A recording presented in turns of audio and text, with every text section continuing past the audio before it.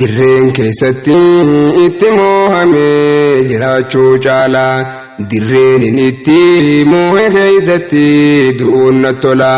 namummaa namaa bu'aa yaadasaa qofaan madaala ifin baaranne sawaa barraa wayyaa obbola if baruu dursaa wanni hundinuu sanbooda tola hanga amantii ofirraa qabnu rakkoo utaaloo kan kee amanuu dhabnaan kufte boojala akkami jirraa maalitti jirraa maal keessa oolla maal keessa jirti biyyattiin teenya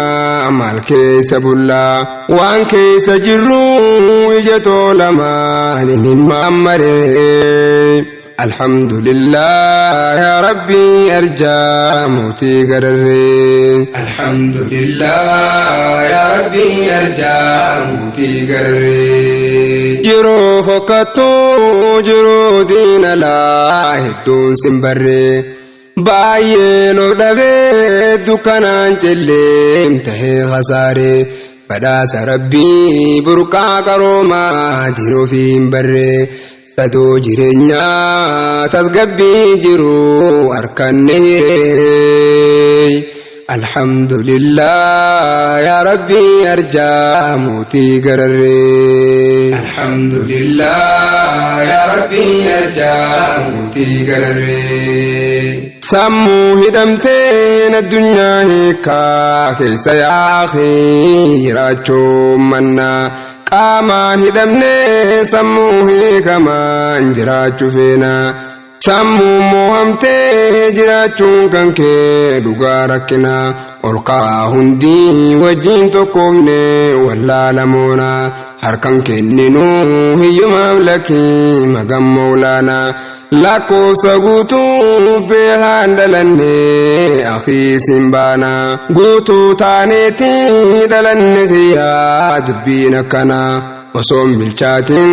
ofiifis namaaf tola kam eeyna nama osoon tahin namaaf tahuun kee babbish namana addunyaa irraa baabuusuudhaaf dhufnee jarana malee addunyaa tanarrabbaa tahuun salphina hundee dubbiidhaa osoo hin beekne dubbatuun manna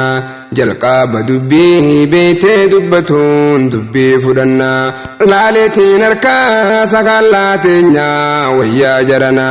carraan harkannee hojjechuuf hafii barbiyya tana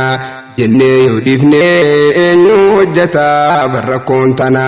mee maal hojjennee dhaloota keenyaaf hambifna seena lammiin tolaydaa takkaan lagannee wayyaa salphina rakkoo wal gubbaan nubbuutu malee furmaatan garree alhamdulillah ya rabbi arjaa mootii gararree alhamdulillah ya rabbi arjaa mootii gararree manni baaqabuu rooba dhimmisuun abba saaxilaa biiti baaqabduu rakkoo himannaan isaaf wanjalaa osoo jirtanii hamataa biyyaa maaf rakkoon bullaa guyyaa dhaabbattee dirree maasharaa allaha fuula gaafii si dhufaa deebiif qophaawii hujii tottolaan jawaaba gaafii firraa deebisuun tolfadhaa galaa yoo abbaa gaarii qabaate hoolaan dumaalaan bulaa abbaan gaggaarii nuuf hin argamne wayii tanaaf rakkoon dhawa balbalaa namummaa dhabne tanaaf cinqabne ahbada yaa hiree alhamdulillah yaa rabbi arjaa mootii gararree alhamdulillah yaa rabbi arjaa mootii gararee lammiif lafaanee hiyyuma keessaa baasuuf waltaane harka wal qabne waliin hojjannaa waa hundamoone yoo wal jaalanne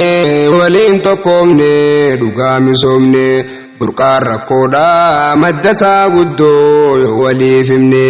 دي ربي ديفني سنيف تكاني وانفنو سدمني ديني في دينك دي ولين تلني لچو ملكني